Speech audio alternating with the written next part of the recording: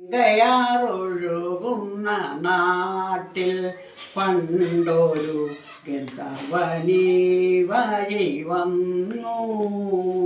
അന്നാരം പുന്നാരം കാട്ടിനകത്തൊരു പെണ്ണിനെ മോഹിച്ചു നിന്നു. അവനൊരു പെണ്ണിനെ മോഹിച്ചു നിന്നു.